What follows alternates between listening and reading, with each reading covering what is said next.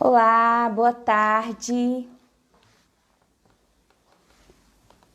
Tudo bem, pessoal? Vou esperando aqui o pessoal entrar. Deixa eu ver quem já entrou. O Jonathan, professor Francisco, Natália, professor José Cláudio, Galberto, Raíssa, Nanda,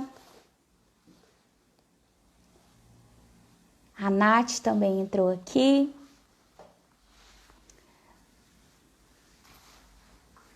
Bom, vamos lá, aguardando o pessoal entrar. A Débora também acabou de entrar. Mas enquanto isso, considerando que o Instagram, não nos deixa muita brecha quanto ao tempo, eu já vou me apresentando para a gente iniciar os nossos trabalhos de hoje. Então, eu sou a Ellen, sou professora da Dom Helder, nucleadora do ECOS, e hoje eu estou aqui com muita honra para moderar, para ajudar a desenvolver esse debate muito especial, muito interessante que a gente vai ter na tarde de hoje. A gente está aqui, então, junto no espaço do Movimento Ecos, para desenvolver a nossa segunda live dentro das atividades que estamos promovendo nesse contexto de pandemia, de isolamento social. E é claro que, devido à importância de tudo que o Movimento Ecos desenvolve, de tudo que o Movimento Ecos defende dentro dos seus princípios, a gente não poderia deixar de trabalhar, de repensar as nossas atividades nesse contexto de isolamento social. Então, a nossa temática de hoje, o que a gente vai trabalhar hoje é a temática da sustentabilidade, que é tão importante, tanto no nosso contexto de sociedade, mas também no contexto atual, desse período difícil, desse período que estamos vivendo. Nós vamos ter dois convidados de peso, enfim, duas pessoas que eu admiro e que têm muito a contribuir. Então, hoje eu estou aqui como uma grande aprendiz junto com vocês, porque nós vamos ter, no primeiro momento, um bate-papo bastante interessante com a Ciângeli, que vai, enfim, desenvolver algumas temáticas com a gente. Logo após, nós teremos o professor José Cláudio, que vai trabalhar de uma forma um pouquinho mais técnica, no perspectiva acadêmica, o conceito de sustentabilidade. Então, eu vou pedir para vocês, se alguém puder me dar um feedback, tá tudo bem? Áudio, vocês estão me ouvindo? Imagem, tudo ok? Se a Ciângeli já estiver aí também, eu vi que ela entrou, mas eu perdi o comentário. Então, Ciângeli, se você puder comentar aqui de novo para eu poder te chamar. Enquanto eu estou aqui aguardando a Ciângeli, acho que já está chamando, eu vou fazendo a apresentação. A Ciângeli, além de ser uma queridíssima, uma pessoa que, enfim, estou tendo o prazer de conhecer agora, enfim, um pilar, é uma pessoa que nos ajuda muito no desenvolvimento de todas as atividades. Ela é nucleadora do ECOS, trabalha especialmente na região de Sabará, Contagem do Barreiro, é mestre em Direito Ambiental, tem pós-graduação em Matemática, Física, Pedagogia e é professora da Rede Básica, leciona Matemática. Ciângelo, muito obrigada por você estar aqui conosco nessa tarde de hoje.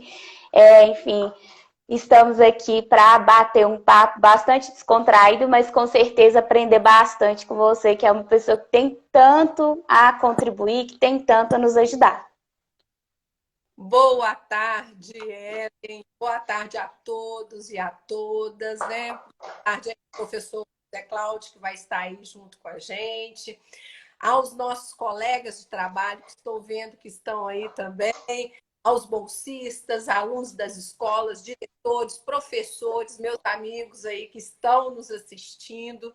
Todos uma boa tarde. É um prazer estar aqui com vocês, viu?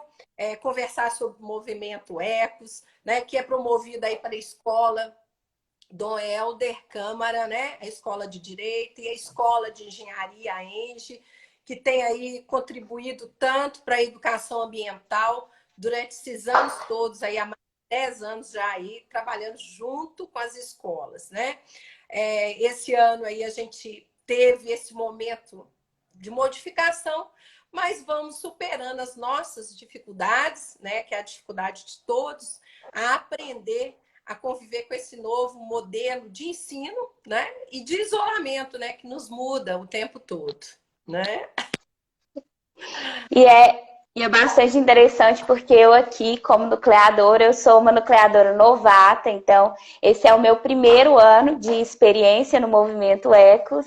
E já logo desde o início eu tive um desafio muito grande, né? Que foi a gente repensar o movimento Ecos no contexto da pandemia. E para a gente, eu acho que é um debate bastante interessante, porque há uma diferença muito grande, né? Das ações que eram desenvolvidas num contexto de não isolamento e do que a gente tem feito agora. E aí, Ângela, como você né, alguém que tem bastante experiência nessas ações desenvolvidas pelo movimento, eu queria que você falasse um pouquinho para a gente em que medida essas ações mudaram, mas ao mesmo tempo elas continuam privilegiando, né? Elas continuam sempre estando vinculadas aos princípios norteadores do movimento Ecos. Ellen, explico para vocês que o projeto Ecos não é um projeto novo, né? É um projeto há mais de 10 anos sendo desenvolvido em várias escolas do estado. Hoje ele trabalha com escolas do estado, não só do município, mas também do município, de alguns municípios, né? A gente está aí junto com essas escolas. Nossa base é a educação ambiental, é trabalhar a questão da sustentabilidade. O ano de 2019, nós fechamos aí com um público muito grande, com mais de 150 escolas, né, trabalhando com o projeto, um público aí de em torno de 15 mil alunos, que são os alunos que, engajados diretamente nas nossas escolas, montam as equipes. Essas equipes aí divulgam o trabalho que eles fazem dentro das suas instituições, então nós temos aí em torno de uns 300 mil alunos impactados com as ações que são desenvolvidas dentro das escolas. Então, é um olhar novo para a educação, é um olhar novo para o meio ambiente e para as mudanças necessárias para que a gente possa ter um ambiente sustentável, né? Além disso, nós temos aí em torno de 400 bolsistas hoje, que são oriundos dessas escolas, que são nossos alunos na ENGE e na Dom Helder. Então, é um movimento muito grande, é um movimento. Nós fazemos um movimento e queremos continuar com esse movimento. E esse movimento é baseado em algumas ações. Quais são essas ações? Essas ações, elas se reestruturam em cima de quê? Da questão do isolamento social. Mas não podemos deixar de falar da importância da preservação ambiental. Então, como falar sobre isso? Essas ações são as ações que o projeto, dentro das suas pesquisas, vem trabalhando durante todos esses anos, que é a questão do consumo, né, de água e energia, que aflige todos nós, né, não só os brasileiros, mas como o mundo, né? Todos precisam da água e ela é a mola mestre de grande parte da nossa energia. Por isso, então, claro que temos as energias renováveis, mas são estudos, são pequenas ações ainda em comparação ao modo que é gerada a energia para todos nós. Então, o consumo da água ele impacta na geração da energia, mas impacta também na necessidade de porque todos nós precisamos da água. Então, os alunos aprendem a valorizar esses recursos que nós temos, né? A questão do papel, né? Que é hoje a discussão aí da nossa Amazônia, da preservação das nossas florestas, porque o papel ele vem das nossas árvores e esse uso indiscriminado, sem nenhum tipo de controle, ele vai trazer consequências drásticas para o meio ambiente. Então, nós precisamos de preservar. E como é preservar? Utilizando corretamente, racionalmente o papel, né, o papelão, os outros os outros itens que são reciclados hoje, que é uma outra política também nossa, trabalhar com a questão dos produtos que possam ser, os resíduos serem reciclados, já que nós não pensamos em não consumi-los, né? O consumo é a principal mola para se repensar a forma que a gente vive. Então, o que a gente faz? Será que preciso de consumir? Será que preciso de usar? Será que eu preciso de estar sendo de utilizar aquilo? Ou, e principalmente, né, o que fazer? Não é porque eu consumir que eu posso jogar os itens, né, que sobram daquele consumo de maneira errada fora. E hoje temos um grande problema, que é a questão dos materiais, né, que são materiais eletroeletrônicos, né, e que temos um consumo como os telefones celulares, que agora, nesse momento, com a pandemia, nós estamos usando e abusando deles, né?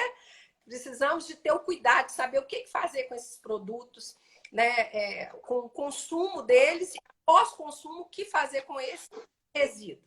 Então, nós fazemos campanhas, né, constantemente junto com as escolas de reciclagem, né, de papel, papelão, latinha, garrafa PET, eletroeletrônicos e outros mais. Então, assim, só para ter uma ideia. E também promovemos a reutilização. Né? A política dos 5 R's, ela também é muito utilizada dentro das escolas. Então, nessa procura de estar refazendo esses processos. Também temos a questão da busca do retorno do manejo com a terra, né? Então, dentro das escolas, o uso das hortas, da construção dos novos jardins, da plantação o uso das ervas medicinais, tudo isso nós resgatamos da cultura tradicional, junto com as famílias, junto com os adolescentes, trazendo para dentro da escola de novo o uso dos chás, né, que hoje em dia está tão abandonado, mas que temos que retomar, porque eles também são não só medicinais, mas também trazem o ritual, né, aquela coisa gostosa de tomar um chazinho tarde, né? Tô lembrando aqui da minha escola, a vida inteira, o chazinho de boldo. Tudo tinha uma hortinha na escola e tinha lá, tudo que a gente sentia era o chazinho de boldo certinho. Porque se a gente estivesse inventando, tinha que tomar o boldo, né? A gente ia pensar 2 vezes. Isso, né? O chá de erva cidreira, o capim cidreira, né? Nós temos aí vários que são utilizados nas escolas durante esse período, que é o que é possível, né? Muitas vezes, é muito bom. Então, assim, fora disso, nós temos ainda a questão do trânsito sustentável, que é uma preocupação com o meio ambiente no entorno da escola. Tem as escolas que são assim localizadas em regiões com trânsito muito pesado, estar na forma de estar utilizando o carro, ver se não é melhor mandar realmente de van, ou então promover entre os pais. Muitas vezes os alunos moram muito próximos, podem promover a carona. Tem escolas que promovem um aplicativo para estar fazendo com que os alunos façam essa abordagem um com o outro, e aí uma semana os pais mudam, né? Fazem um rodízio. Isso é muito importante, impacta no trânsito de maneira muito significativa, já que as escolas, nesse momento, a parada da escola é complicada. Então, a gente vai mudando. E o que eu gosto muito de trabalhar também é a questão da inclusão da educação ambiental e dessas ações dentro de todas as disciplinas, né, que é muito importante. Nós temos aí hoje uma transversalidade, a transdisciplinariedade dos conteúdos que podem abranger todas as áreas do conhecimento através da educação ambiental, né? O pensar correto, pensar do consumo sustentável, o uso dos recursos naturais, né? Que a gente está aí promovendo. Então, assim, as ações, elas promovem isso e fazem uma grande diferença. Nós temos aí, hoje, junto do Exo, ano passado, em 2019, tivemos aí a ambiental, que é um projeto que é feito em cima dessas ações. E esse projeto, o que ele faz? Ele mede. E nós temos aí realmente um grande... o valor é significativo em relação à aplicabilidade dessas ações e principalmente em relação ao uso dos recursos naturais, né? Que são levados aí à reciclagem, tá? Então, assim, as ações são muitas dentro das escolas. É muito bonito de se ver. E nesse aspecto que você destaca, em relação a um desenvolvimento de conhecimento de forma multidisciplinar, é interessante também porque promove uma aproximação da academia, né, do ensino superior com o ensino médio, para tentar minimizar essa distância, porque às vezes, enfim, a gente trabalha com muitas realidades, né, com estudantes de realidades plurais e diversas. Então, para muitos desses estudantes, há um abismo imenso, esse transitar do ensino médio para a graduação, para a aproximação com o ensino superior. Então, há também, né, e aí eu queria que você falasse um pouquinho para a gente sobre as ações que o movimento Ecos desenvolve, né, para além dessa construção prática, dessas ações práticas que têm um impacto significativo nessa contribuição para uma formação interdisciplinar do aluno na escola, no ensino médio. Primeira coisa que eu gostaria de falar, Ellen, que você falou um ponto-chave. A questão de sair da academia, ficar só restrita à academia, o pensamento. E esse pensamento chegar às escolas é assim, uma coisa muito importante, sabe? Porque as práticas, elas vão sendo mudadas.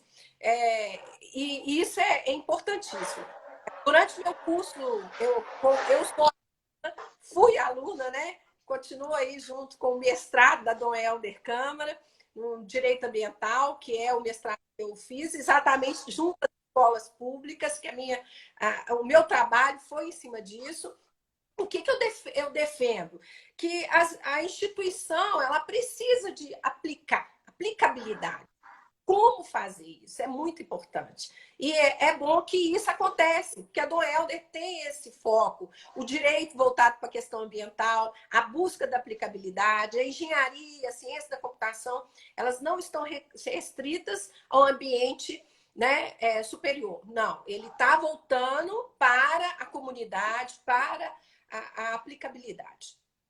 Em relação às, em relação às nossas ações, o que eu posso te dizer é o seguinte, que até então o Ecos tinha um projeto, nós elaborávamos um projeto onde as escolas, mediante essas ações aí expostas que eu já falei, elas elaboravam uma proposta de trabalho durante o ano. E essa proposta eles desenvolviam e faziam as ações e comunicavam a desenvolvimento. Como todo projeto, nós temos os altos e baixos, conseguimos fazer algumas ações, outras não, mas chegávamos ao fim do projeto, nós tínhamos então, algumas escolas que conseguiam aí desenvolver o projeto como um todo e postar aí através de comprovar fotos, ações, vídeos, né, palestras e tudo mais, iam comprovando essas ações. O que a gente verifica é que há uma mudança interna. Né? Isso é que é importante. Dos professores, alunos, comunidade escolar, um engajamento dessas pessoas. E esse projeto também, ele trabalha a questão artístico, social, cultural. Nós temos aí o projeto de dança, o Garoto Garota Ecos, que é onde os meninos, né, se fantasiam com materiais reciclados. São coisas lindíssimas que parecem. A valorização, né, da dança, da cultura tradicional, aquilo que interessa os alunos. Então, a gente vem fazendo isso. Só que esse ano, com a nossa proposta não teve como ser efetivada. Então, sentamos, pensamos e chegamos à conclusão que tínhamos que fazer algo. Né? Nós aí, você estava junto com essa pesquisa, esse pensamento, essa vontade de fazer algo. Então, elaboramos 3 ações, né? Que é o Agir Ambiental, que está aí sendo trabalhado, que nós devemos estar finalizando agora no dia 24. Temos aí o concurso de redação, que é o Redigir Ecos, e temos a pesquisa Grafar Ecos, que são 3 ações que estamos aí trabalhando para este ano, né? E que é importante porque, especialmente nessas 2 ações novas, Redigir Ecos e o Grafar Ecos, eles se encaixam, né, se adequam a esse projeto que foi adotado pela própria Secretaria de Educação de desenvolvimento das atividades estudantis no contexto da pandemia.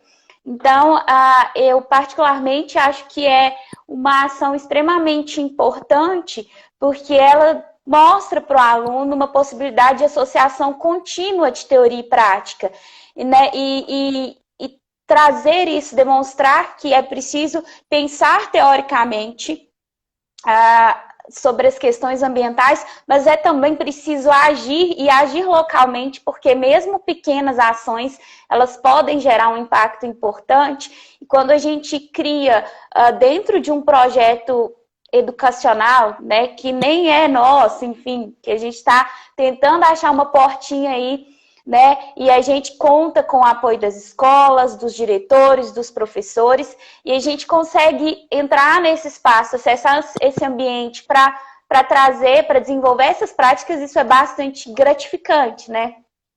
Tranquilamente. Essas atividades foram desenvolvidas, né, com apoio da coordenação do ECOS. Nós somos um grupo grande, em torno de, assim, com cada um com as suas especificações, e contribuíram e conseguimos montar uma atividade que fosse possível estar sendo aplicada nas escolas nesse momento.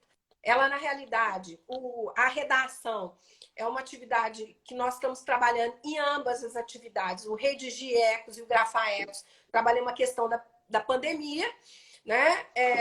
Que é a Covid-19, os impactos na nossa sociedade. Essas atividades visam estar sendo executadas pelos alunos dentro de casa, né? É outra ação que é importante ser preservada, e com a orientação possível. Todo o edital foi montado para que o aluno fique confortável em redigir uma redação e também fazer uma pesquisa, né? E essa pesquisa também com a mesma temática, que ele pode escolher a área que ele quer trabalhar. Eu acho isso muito importante, porque nós estamos levando uma atividade que os professores, alunos, se sintam tranquilos, e que neste momento de isolamento eles não têm como estar elaborando, né? Pode utilizá-las, inclusive, como para ter retorno dos alunos das suas atividades em casa. Certo? Ótimo. Ciângeli, muitíssimo obrigada. Enfim, a gente poderia continuar aqui conversando, mas eu vou te agradecer. É sempre muito bom e sempre um momento de muito aprendizado conversar com você. E eu queria pedir desde logo ao professor, enquanto a gente vai encerrando aqui, ao professor José Cláudio, se ele puder entrar aqui, me dar um aviso para eu conseguir localizá-lo. Então, muitíssimo obrigada pela sua disposição, por toda a sua energia em nos ajudar, em contribuir para o movimento Ecos. Enfim, a gente sabe que seu trabalho é sempre muito fundamental. Eli, muito obrigada. É um prazer trabalhar com vocês que estão chegando. Todos nós temos que contribuir um com o outro, tá? O professor já está aí, ó. Então, vamos lá. É um prazer mesmo. Agradeço o momento e vamos estar aí sempre à disposição para ajudá-los. Um abraço, Eli. Abraço a todos. Outro, Ciângeli. Um abraço. Tchau. Tchau, tchau. Tchau, tchau. Professor, deixa eu te chamar aqui. Eu acho que foi. Então, enquanto o professor José Cláudio vai entrando, eu vou, enfim, falar um pouquinho desse histórico vastíssimo do professor. O professor José Cláudio Junqueira Ribeiro é engenheiro civil e especialista em engenharia sanitária pela Universidade Federal do Estado de Minas Gerais, mestre em Engenharia Sanitária e Urbanismo pela Escola Nacional de Saúde Pública da França e doutor em Saneamento, Meio Ambiente e Recursos Hídricos pela Universidade Federal de Minas Gerais. Foi pesquisador e presidente da Fundação Estadual Meio Ambiente, FEAM, sendo representante do Estado de Minas Gerais no Conselho Nacional de Meio Ambiente, CONAMA, por 12 anos. Foi professor dos cursos de Engenharia Civil e Ambiental da Universidade FUMEC por 35 anos e na especialização de Engenharia Sanitária e Ambiental da UFMG por 12 anos.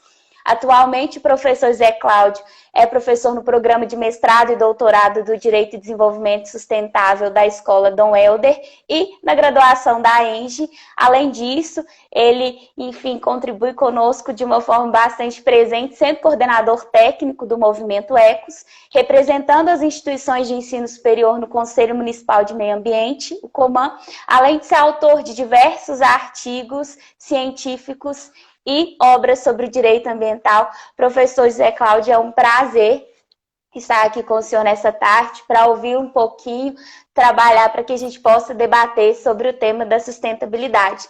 Então, sem mais delongas, eu vou passar a palavra para o senhor, para que o senhor possa, enfim, nos prestigiar com a sua contribuição. Boa tarde a todos vocês, é um prazer estar aqui nessa live aí do Movimento ECOS, né, que eu tenho trabalhado há algum tempo. Ellen, queria te agradecer muito o convite, a oportunidade de estar aqui. Foi ótimo ouvir a Ciângeli, que é sempre bom. A Ciângeli fez o mestrado lá conosco, continua no meu grupo de pesquisa e que tem contribuído muito pela experiência dela, né, nas escolas públicas e no ECOS, tem sido realmente uma referência para todos nós. Bom, eu vou dividir a minha fala em duas partes.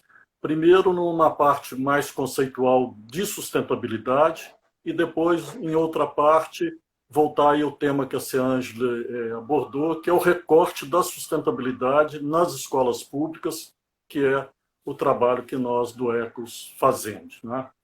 Pois é, a questão da sustentabilidade, nós temos as origens desse conceito, quer dizer, como é que nós chegamos no conceito? Acho que é importante falar um pouco do histórico disso para as pessoas terem mais clareza do que significa sustentabilidade, né?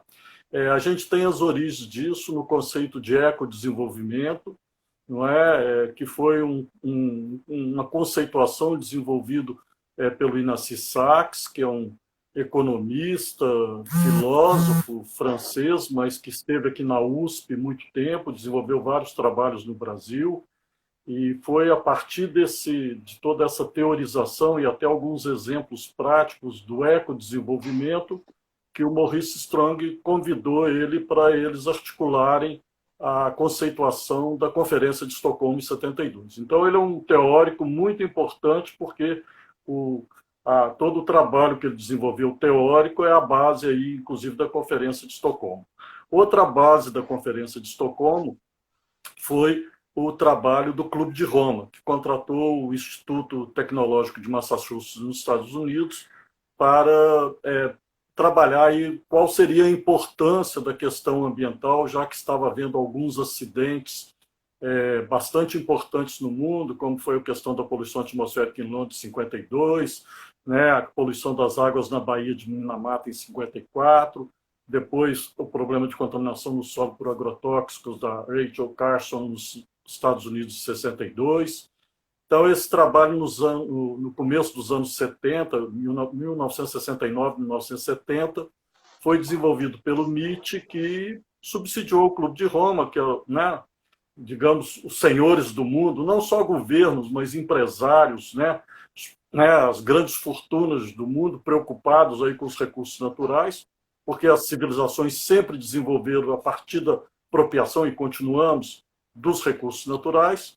E o Clube de Roma, né, com o relatório que se chamou Limites do Crescimento, o relatório Meadows, né, pelo nome de quem coordenou esse estudo, foi a outra grande base para a Conferência de Estocolmo.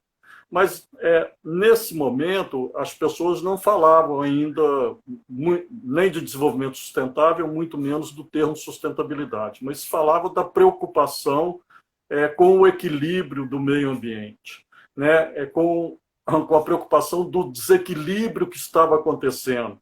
No pós-guerra, né, o mundo ocidental estava conhecendo um crescimento econômico, não é? A reconstrução da guerra, o plano Marshall na Europa, né? Mesmo aqui no Brasil, né?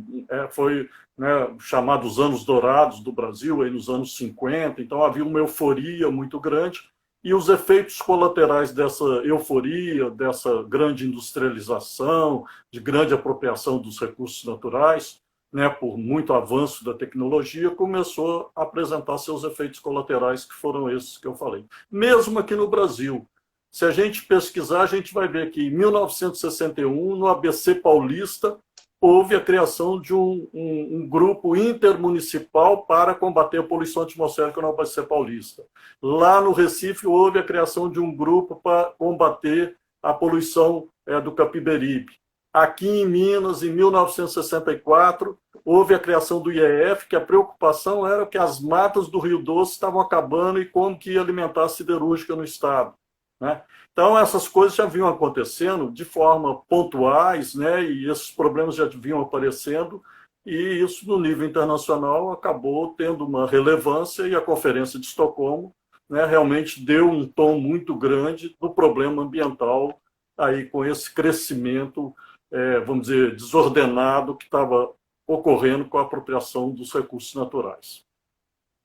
Essa discussão continuou, e depois foi na preparação da Conferência do Rio em 92, que houve o relatório chamado Nosso Futuro Comum, que houve uma preocupação maior, dizendo que, passado 20 anos de Estocolmo, as coisas não estão indo bem.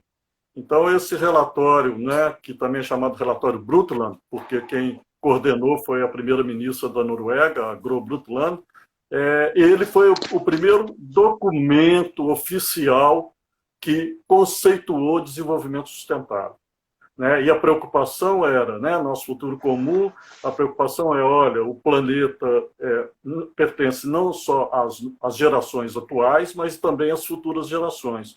Então, nós temos que ter cuidado, parcimônia para apropriar dos recursos naturais, não só para consumi-los, mas também para dispor os seus resíduos. Temos que ter a preocupação com isso de deixar um planeta aí para as gerações que vêm. Então, precisamos utilizar esses recursos de uma forma adequada. O desenvolvimento sustentável, então, ele veio com esse conceito, olha, né, se apropriar dos recursos naturais de uma forma racional, para satisfazer as necessidades das gerações futuras, das gerações atuais e das gerações em solidariedade com as gerações futuras. O que ninguém disse, o que é satisfazer as nossas necessidades. Por isso que o conceito de desenvolvimento sustentável é um conceito muito elástico, cada um interpreta como quiser.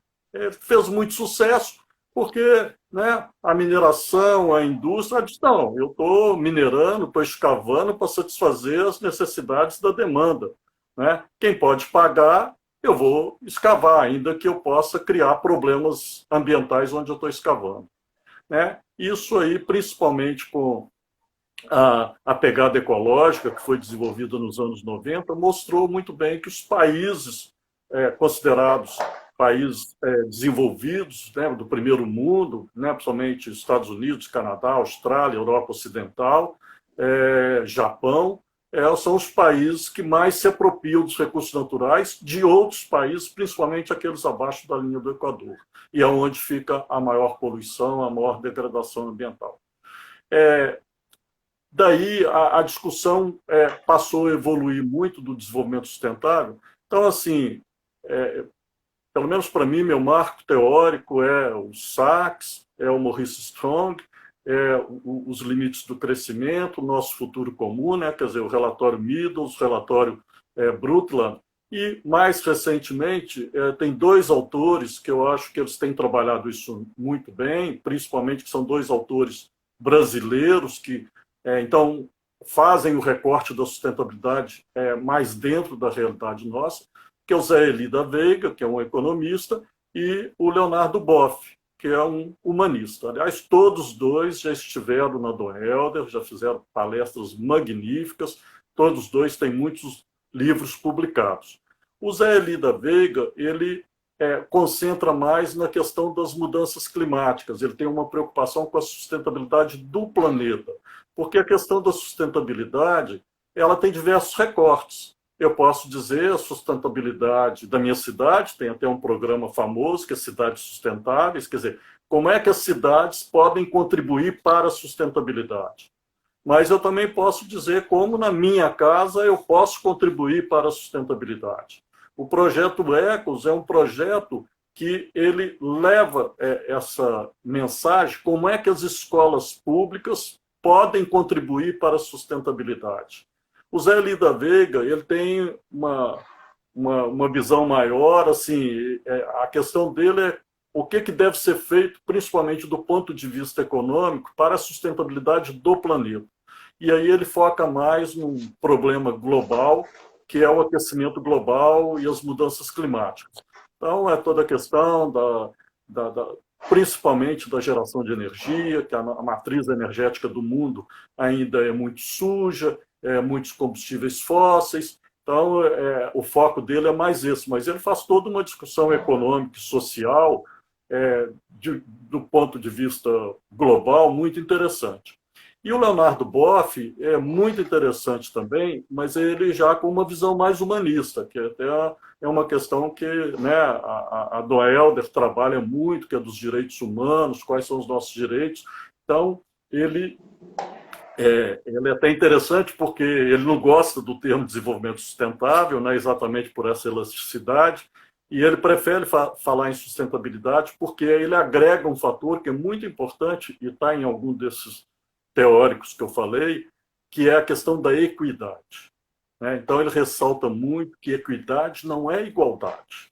Não quer dizer que todos têm que ter tudo igual, porque nós temos aspectos culturais, nós temos aspectos que determinam quais são as nossas necessidades, mas que todos deveriam ter supridas essas necessidades. Então, tem pontos assim, muito importantes, por exemplo, a questão da água.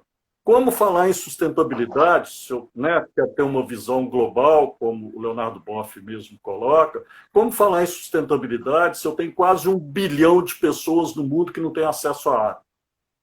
E tanta gente desperdiçando água. Não precisa ir tão longe. 40 milhões de brasileiros não têm acesso à água. Está aí o novo marco legal do saneamento aprovado semana passada para discutir isso. Eu vi uma pergunta aí para a Ciângela, o que fazer para não poluir nossos rios por causa dos esgotos? 100 milhões de brasileiros não têm acesso à rede de esgotamento sanitário. Então, os rios vão ficar poluídos mesmo, porque o esgoto vai para onde? Então, se nós não conseguimos nem suprir coisas básicas para todo mundo, que é a habitação, sabemos o problema da habitação aqui no país e no mundo todo, sabemos o problema da falta de saneamento básico, coisas básicas, que é acesso à água, alimentos. Então, o mundo, para falar em sustentabilidade, ele precisaria mudar muito. Nós precisaríamos ter mais equidade. Não vou dizer que todos têm que consumir a mesma quantidade que cada um de nós, mas o mínimo que a ONU fala que teria que ser aí, pelo menos 50 litros por habitante dia. O desejável seria pelo menos 100 litros por habitante dia. Nós aqui em Belo Horizonte temos regiões que consomem, em média, 400 litros por habitante dia. A gente vê pessoal lavando passeio com mangueira. Então, nós ainda precisamos repensar muito para chegar na sustentabilidade. Como é um desafio muito grande, planetário, e isso depende de muitos órgãos de governo, empresas, sociedade, não é? O que a gente pensou no recorte da escola, na verdade, é como a escola pública poderia ser sensibilizada, os alunos, os professores, os funcionários, e dali eles sensibilizando as suas famílias, a vizinhança, quer dizer, como é que a escola também poderia ser um polo irradiador para contribuir com uma sustentabilidade. O projeto Ecos, no primeiro momento, ele foi só um projeto de levar essa discussão teórica. né? Quais são os problemas ambientais, o que está deixando o planeta insustentável, o que está deixando, quais são os grandes problemas não só mundiais, mas também nacionais, né? A questão da Amazônia, mas as questões mais próximas, né? Me lembrei do Rio São Francisco. Então, mas era muito uma questão teórica. E depois aí o Haas me chamou para pensar o seguinte: como é que nós podemos medir a, a, a eficácia desse projeto, né? Nós vamos lá, falamos, alunos escutam, e depois, né? Como é que a gente vai medir qual que está sendo absorvido por isso, né? Realmente se isso está tendo algum efeito? Então foi a partir daí que o Ecos foi reestruturado para se desenvolver projetos. Então a parte teórica, a parte de sensibilização, toda essa é muito importante, porque as pessoas precisam entender, saber qual é o problema, o que se quer falar com contribuir para a sustentabilidade. Então, além da parte teórica, aí começaram a ser implementados projetos, para que os alunos também saíssem daquela zona de conforto passivo, de só ficarem ouvindo, mas também de começarem a desenhar um projeto e a implantar um projeto.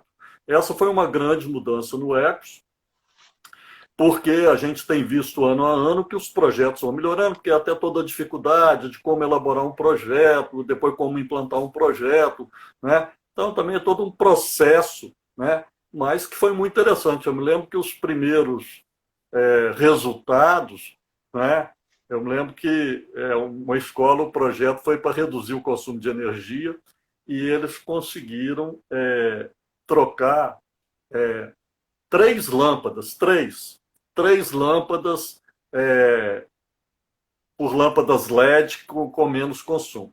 E aí teve gente que diz, puxa, mas isso não tem impacto, é muito pouco. Eu disse, olha, eu acho isso fantástico. Porque se cada escola trocasse 3 lâmpadas, vai fazer a conta para você ver quanto de energia.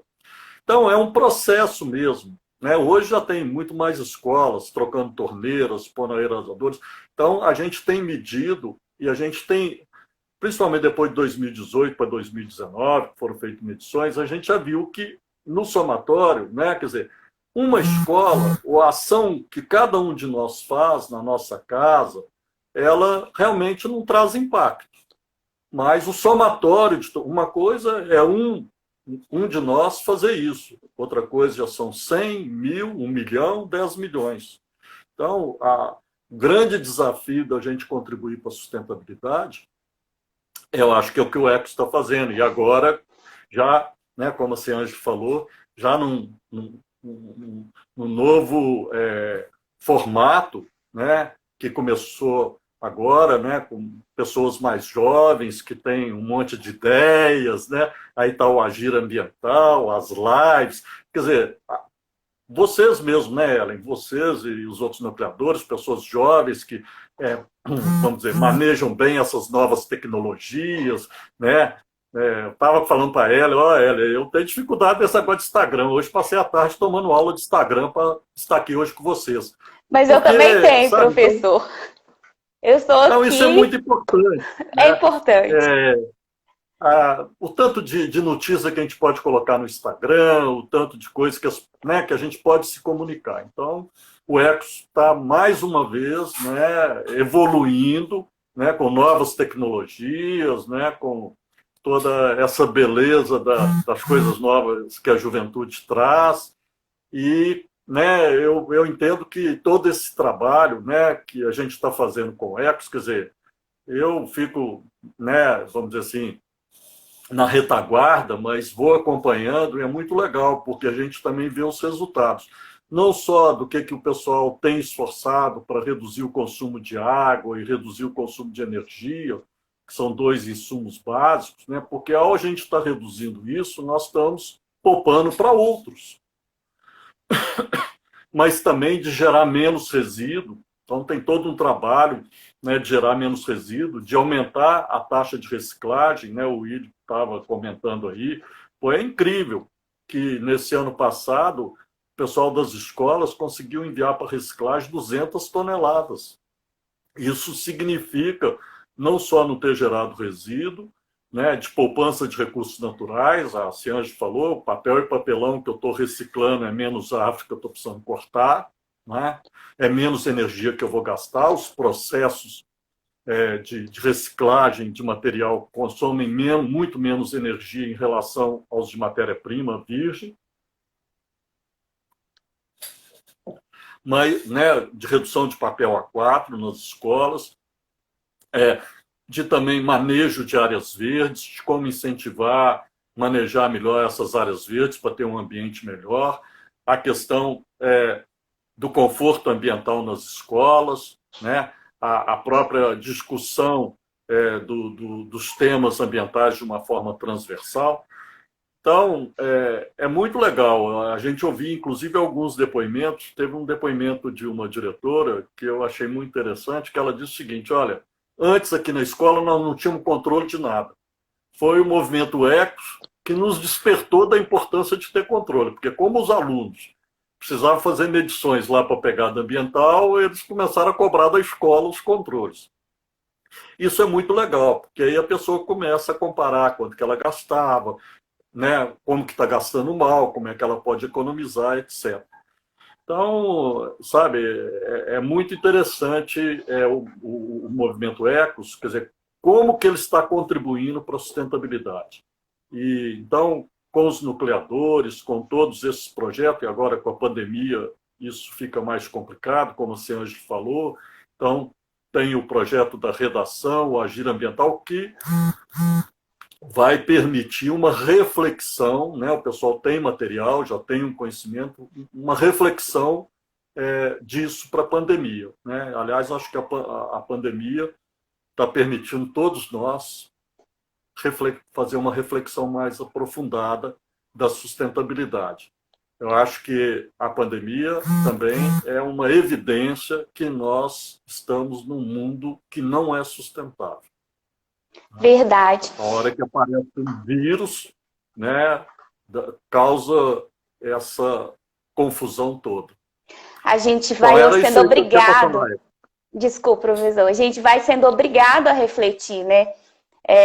Talvez a gente pudesse ter feito isso de uma forma voluntária, mas a pandemia nos obrigou, né, nos colocou nesse lugar que é inevitável, que a gente agora tem que se abrir para esse debate, para implementar práticas, né? Pois é, Ellen, eu acho que, não sei como é que está a questão de tempo, mas o que eu acho que seria muito interessante sabe, ouvir o pessoal, né, perguntas, debater, dúvidas, etc.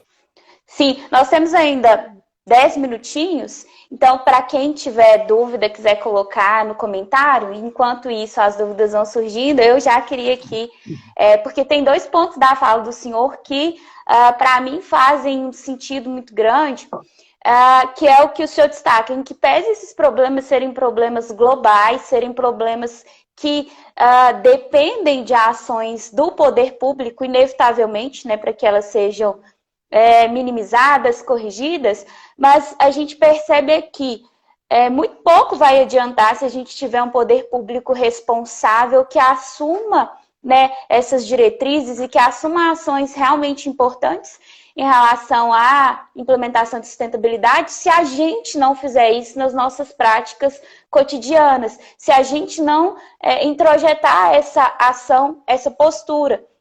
Isso, né, deságua em outro aspecto que o senhor destacou agora no finalzinho da sua fala, que é uma dimensão de coletividade, né? Quando eu reciclo papel, quando eu diminuo o consumo de água, quando eu troco a lâmpada da minha casa, o impacto que eu gero não é diretamente só para mim. Ele vai, como um efeito cascata, contribuir para, às vezes, uma pessoa que hoje não tem condições de trocar as lâmpadas da sua casa, mas a minha ação contribui de uma forma coletiva.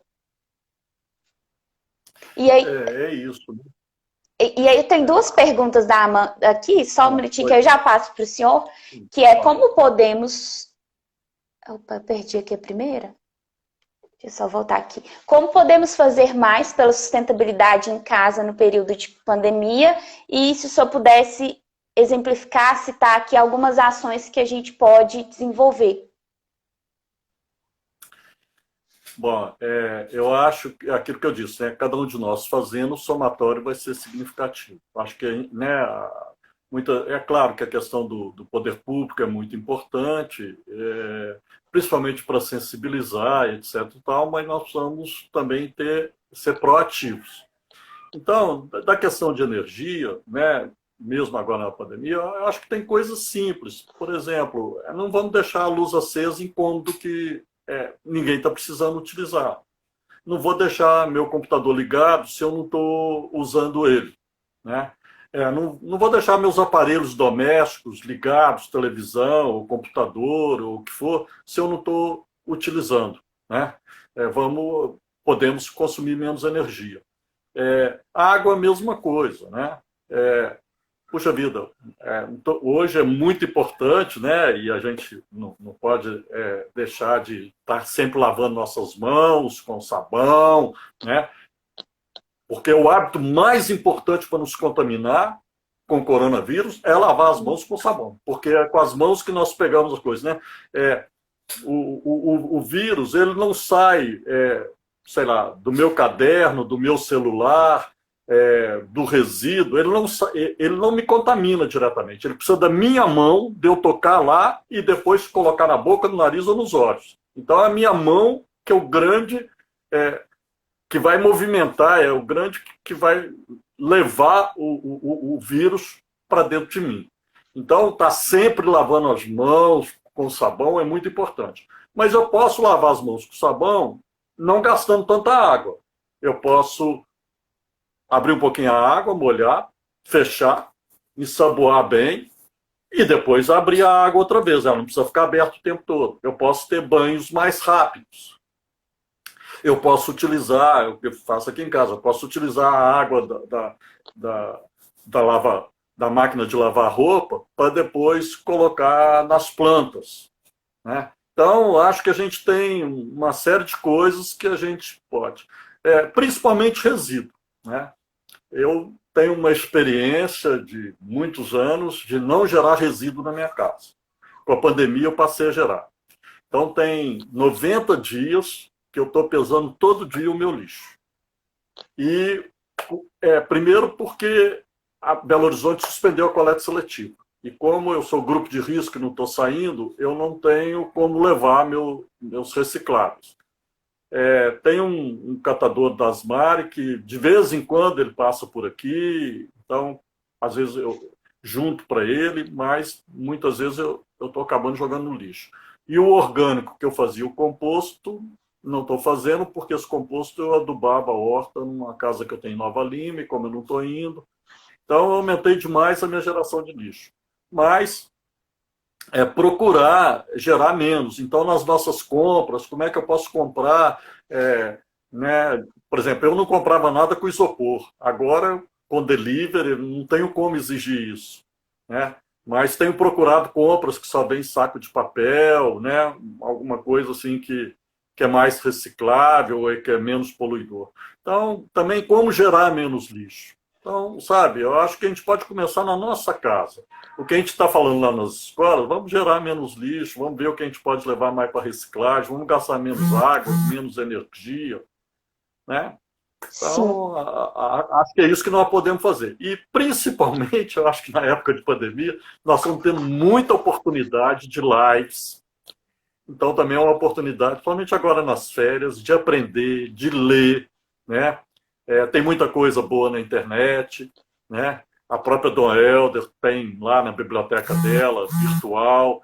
Então, acho que isso que, né, vocês estão fazendo aí com as lives é um momento também de aprendizado, né, de troca de ideias. Sim, verdade. É isso. Tem mais uma pergunta aqui, professor do Lucas, que foi bastante interessante, que é, considerando, né, o contexto da pandemia, se é uma medida segura, por exemplo, reaproveitar a água da máquina de lavar para fazer a limpeza da casa, por exemplo, se a gente ainda consegue manter essa segurança. Olha, a grande vantagem do coronavírus, desse novo coronavírus, é que ele é muito pouco resistente, principalmente a sabão. Então, com certeza, a água com sabão que sai da máquina de lavar roupa, ela não vai ter vírus, ou coronavírus. Sim. Né? Então, ele pode utilizar essa água tranquilamente. O que não sei se a mídia até tem mostrado muito, até são colegas meus lá do DESA, da UFMG, eles estão com um projeto que eles estão detectando o coronavírus no esgoto. Mas, na verdade, é na parte sólida dos esgotos. Tá? O vírus, pelo menos ainda não tem nenhuma pesquisa que mostre ele na água. Ele, na verdade, no esgoto, porque como o esgoto tem muita matéria sólida, ele realmente fica no sólido. O vírus, a gente tem que tomar muita preocupação com o lixo. Né? Eu mexo muito com os resíduos aqui. Então, assim, vou lá, mexo com os resíduos, mas depois vou lavar bem minhas mãos e ensaboar bem para fazer outra coisa. Porque a gente sabe que, por exemplo, o entregador do delivery, ele pode estar contaminado, ele pode colocar a mão em algum lugar que tem o vírus, colocar na sacola. Então, essas coisas podem ocorrer. Então, tem que tomar muito cuidado, mas é principalmente com a higiene das mãos. Sim. Eu acho, sabe, pelo menos a minha isolamento, né, e higienização das mãos. Certo. Professor, nós já estamos aqui acabando o tempo, temos só mais uns 4 minutinhos, então eu gostaria de mais uma vez agradecê-lo, inclusive agradecer pelas indicações de obras, eu aprendi assim, muito, foi um momento de bastante reflexão, enfim, quando a gente vai pensando que um conceito, né, e especialmente quando a gente pensa dentro do senso comum, um conceito que está simplesmente direcionado ao meio ambiente, ele tem substratos muitos na perspectiva econômica, na perspectiva da política, né? Enfim, impacta na saúde pública. Então, enfim, foi um momento de grande aprendizado. Eu agradeço o senhor pela disponibilidade. Agradeço todo mundo que esteve conosco aqui, nos prestigiando. Foi um prazer, apesar de eu também ser bastante leiga nessas questões tecnológicas. Foi um desafio, mais um desafio. Então, agora já somos Instagramers, professor. A gente já está treinado aqui. Podem mandar as próximas que a gente faz, sem problema nenhum. Então, vou deixar esses minutinhos finais para o senhor. E só para dar um recado, nós estamos nos dias finais da campanha Agir Socioambiental. Então, quem ainda não participou, participe, que o sorteio vai ser sexta-feira agora, dia 24. E lembrar, como a senhora Angela destacou agora há pouco, que os 2 novos editais já estão disponíveis. Então, todo mundo vai ter acesso às informações integrais na página do Movimento Ecos, no perfil da Dom Helder, no site da Dom Helder, vocês vão encontrar lá o link para ir direto no Movimento Ecos e encontrar todas essas informações. Então, o senhor pode encerrar para a gente aqui? Olha, eu só tenho a agradecer a oportunidade, viu, Ellen? Seu convite, agradecer aí todos que participaram, a Ciângela, da gente estar junto mais uma vez, o Ilho também aí, outros que eu não identifiquei, mas né, para mim foi uma oportunidade muito boa. Agradeço aí pelo convite. Imagina, nós que agradecemos. Vamos todos contribuir aí para que a gente tenha um planeta mais sustentável, né? Sim, verdade. Professor, muito obrigada. Obrigada a todo mundo que esteve aqui conosco. E a gente se vê numa próxima oportunidade. Até mais, pessoal. Até mais. Um abraço.